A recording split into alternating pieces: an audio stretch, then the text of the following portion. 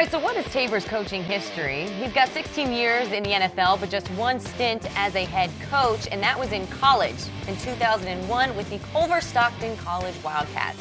However, in that 1 year, he did get the school its first winning season in over 15 years.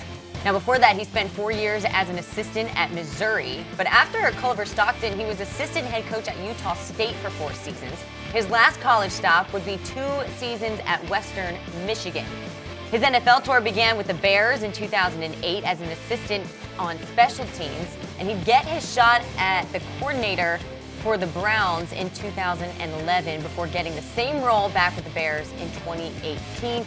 Youll brought him here to Carolina in 2022. And Carla, you got to sit down with him one-on-one after today's presser. Here it is. Coach, for anybody else, the team, but especially you, it has been a whirlwind of a week. How have you just kind of handled the last 24 hours? It has been a whirlwind. I described it to my wife as saying I've been drinking water out of a fire hose. But, you know, things are settling down. You know, you get your schedules in place. Offense and defense are meeting. They're game planning. I'm game planning special teams.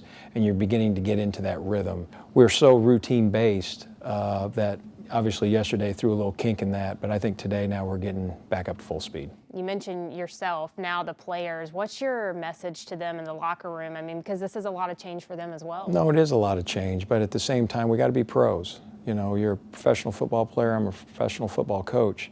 We have a job to do, and we're tasked with doing it well. So I expect you to come into work, be ready to go, and then be prepared, and that'll set us up for success on Sunday. So let's talk a little bit more about what you want to see from this team on Sunday, just as a whole, from whether it's, you know, just the mentality that they're back on the field. I want to see us play complementary football.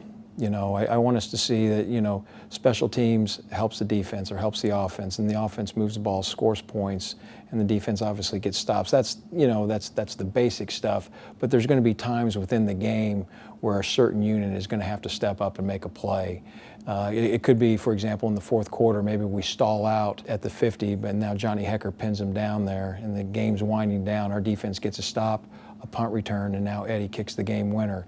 I think that's the kind of football that we want to play and show on tape. Deuce Staley gone, Josh McCown. I know those were difficult decisions for you to make. Can you just talk a little bit about the guys that are going to be stepping in their roles as they've left now? Yeah, so Thomas Brown, our offense coordinator, called the plays, but he'll also handle the running backs because he coached the running backs out with the Rams. Parks Frazier, our passing game coordinator, will be right in there with Bryce in the quarterback room along with Coach Caldwell and obviously Coach Campen and Coach Lilly, you know, the tight ends and the O-line there. So I think we're in good shape, and defense is staying pat, and then I'll run the special teams along with my assistant, and off we go. And so your role continues to grow going into this next game. Who are you leaning on, though? Because everybody's now looking to you for those decisions. Who is the guy that you're going to be leaning on? Well, in my own area, I lean on my assistant, Devin Fitzsimmons, and then just overall, you know, I have two Hall of Famers, in my opinion, Coach Caldwell and Coach Capers. So it's very easy and very comforting for me to go down there and ask them questions. Hey, how did you do this?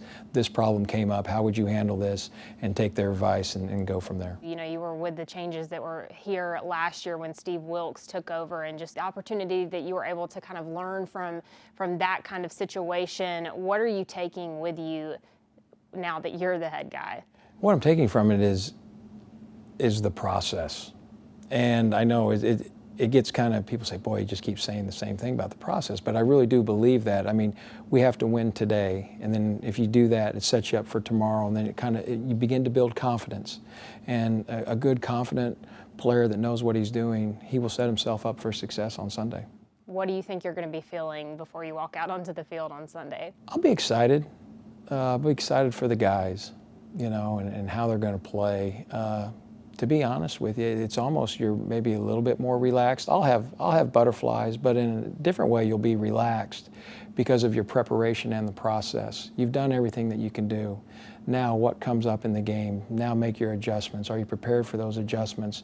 And that way the kids can play fast and go to work.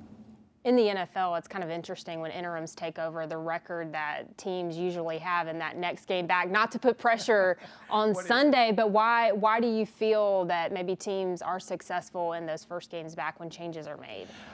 I don't know. I really don't know that answer, and I did not know that. Thank you for that information right there. That's a tough one.